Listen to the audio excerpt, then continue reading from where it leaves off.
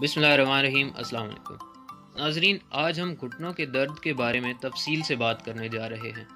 घुटनों का दर्द एक ऐसी बीमारी है जो कि तकरीबन हर उम्र के लोगों को मुतासिर कर सकती है, लेकिन हर उम्र के हिसाब से घुटनों के दर्द की वजूहात मुख्तलिफ हो सकती हैं।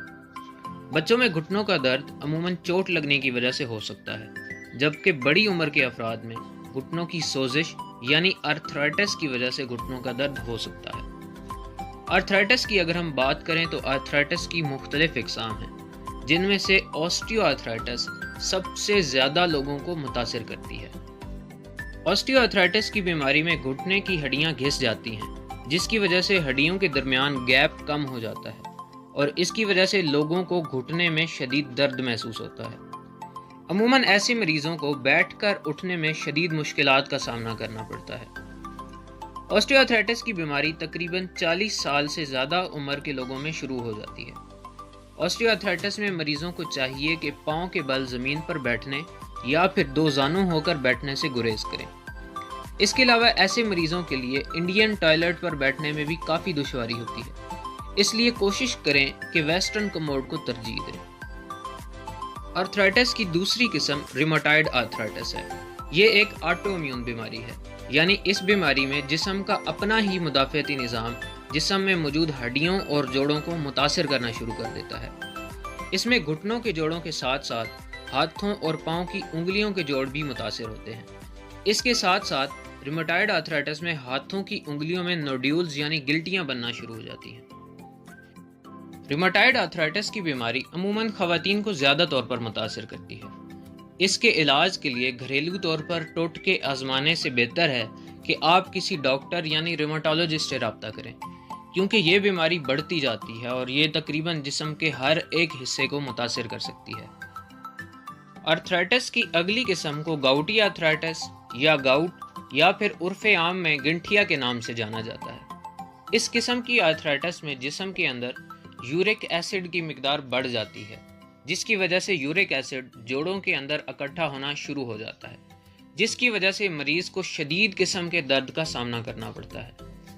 गंठिया की बीमारी खसूसी तौर पर पाँव की उंगलियों को मुतासिर करती है, जिसकी वजह से मरीज़ को चलने में दुश्वारी पेश आती है।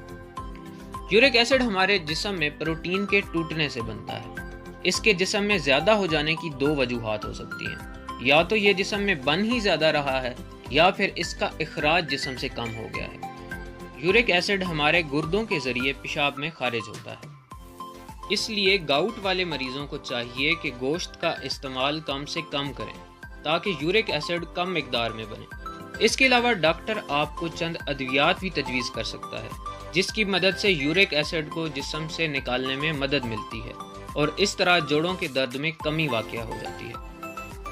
इसके अलावा अगर जोड़ों के अंदर कोई इन्फेक्शन हो जाए तो इसकी वजह से भी जोड़ों में दर्द हो सकता है। इसको सेप्टिक आर्थराइटिस का नाम देते हैं। सेप्टिक आर्थराइटिस की बीमारी अमूमन अचानक तौर पर शुरू होती है और मरीज़ को घुटने में इतना शदीद दर्द होता है कि वो बर्दाश्त ही नहीं कर सकता। सेप्टिक आर्थराइटिस के इलाज के लिए डॉक्टर आपको चंद एंटीबायोटिक्स तजवीज़ कर सकता है। जोड़ों के दर्द खसूसन घुटनों के दर्द के इलाज के लिए मोटापे को कम करना बहुत ज़रूरी है, लेकिन घुटनों की दर्द की वजह से ऐसे मरीज़ वर्जिश के ज़रिए भी वज़न को कम नहीं कर सकते, तो इसके लिए ज़रूरी है कि अपनी खुराक में मीठी और बेकरी की अशिया से बिल्कुल परहेज़ करें। इसके अलावा चंद अद्वियात भी ऐसी मौजूद हैं जिनसे वज़न कम करने में मदद मिलती है।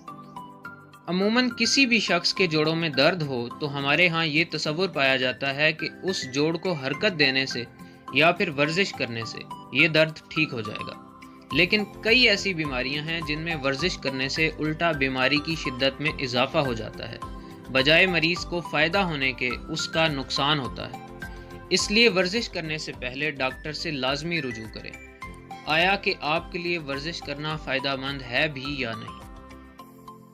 अगर आज की वीडियो पसंद आए तो वीडियो को लाइक करें, चैनल को सब्सक्राइब करें और साथ में मौजूद बेल आइकन को प्रेस करना ना भूलिएगा। मज़ीद इस तरह की मालूमाती वीडियोस के लिए देखते रहिए इल्मी वर्ल्ड।